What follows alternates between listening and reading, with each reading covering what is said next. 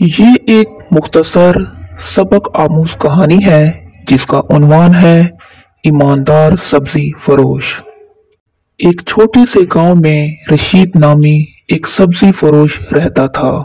वो रोज सुबह सवेरे जाकर ताज़ा सब्जियां लाता और उन्हें साफ करता, तरतीब से रखता और मुस्कुराकर ग्राहकों को बेचता। उसकी सब्जियां थोड़ी महंगी जरूर होती थीं, मगर लोग फिर भी उसी से खरीदते थे। एक दिन एक ग्राहक ने पूछा, रशीद भाई, बाजार में सब्जियां सस्ती मिल रही हैं, आप इतनी कीमत क्यों लेते हो?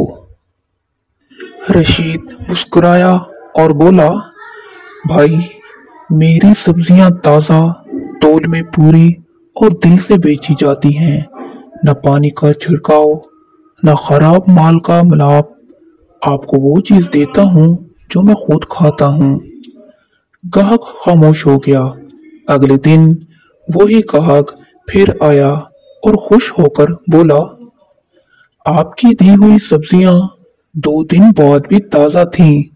अब समझ आया सच्चाई और ईमानदारी की कीमत क्यों होती है। रशीद हंसा और बोला, रिस्क सिर्फ हाथ से नहीं, नीयत से भी कमाते हैं। मजीद इस तरह की वीडियो देखने के लिए हमारे चैनल को सब्सक्राइब करें।